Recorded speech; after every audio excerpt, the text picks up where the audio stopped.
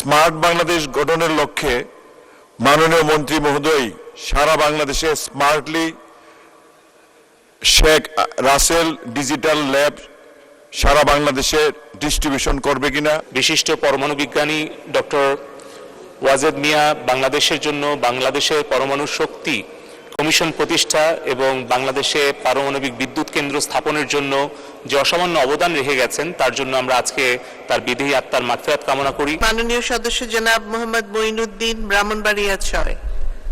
সম্পূরক প্রশ্ন করুন। আপনাকে ধন্যবাদ। আজকে বাংলাদেশের বিশিষ্ট পরমাণু বিজ্ঞানী ডক্টর ওয়াজেদ মিয়ার 15তম মৃত্যুবার্ষিকী, তার স্মৃতির প্রতি শ্রদ্ধা জানিয়ে মাননীয় স্পিকার মাননীয় মন্ত্রীর কাছে একটি প্রশ্ন করতে চাই। ডক্টর ওয়াজেদ সাহেব ছিলেন ব্রিলিয়ান্ট অফ দ্য ব্রিলিয়ান্টস। তার সুযোগ্য সন্তান সজীব ওয়াজেদ জয়ের মধ্য দিয়ে বাংলাদেশ যখন ডিজিটালাইজেশন হচ্ছিল, বিরোধী দলরা তখন টন্টিং করত ডিজিটালকে নিয়ে। আজকে ডিজিটাল বাংলাদেশ একটা বাস্তবতার ব্যাপার এবং মাননীয় প্রধানমন্ত্রীর নেতৃত্বে সারা বাংলাদেশ আজকে ডিজিটাইজ হয়েছে।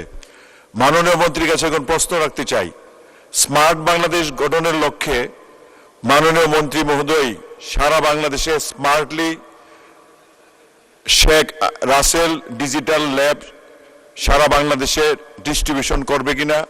আই মিন ইভেন্ট ডিস্ট্রিবিউশন না আন ইভেন্ট ডিস্ট্রিবিউশন হবে, মাননীয় মন্ত্রী মহোদয়ের কাছে আমি জানতে চাই। মাননীয় স্পিকার, আপনাকে ধন্যবাদ। ধন্যবাদ মাননীয় সদস্য। মাননীয় মন্ত্রী। ধন্যবাদ মাননীয় স্পিকার।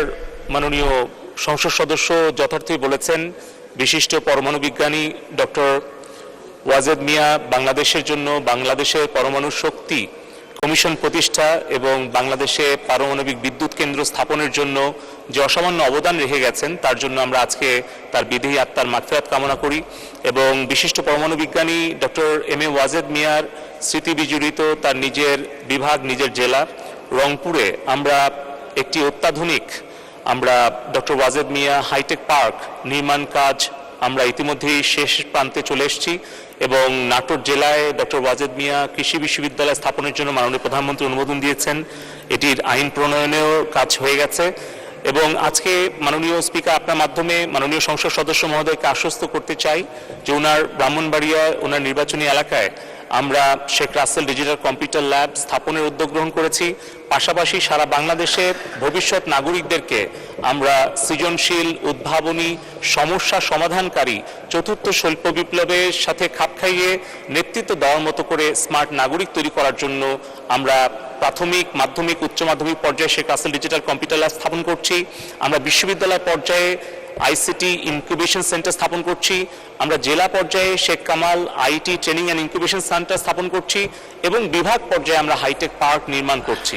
এভাবে কিন্তু আমরা আসলে একটি উদ্ভাবনী জাতি এবং জ্ঞানভিত্তিক অর্থনীতির দিকে এগিয়ে যাচ্ছি এবং আমার বিশ্বাস যে মাননীয় প্রধানমন্ত্রী জননেত্রী শেখ হাসিনার নেতৃত্বে আমরা দ্রুতই স্মার্ট বাংলাদেশ বিনির্মাণের পথে এগিয়ে যেতে পারবো। ধন্যবাদ মাননীয় স্পিকার। ধন্যবাদ মাননীয় মন্ত্রী।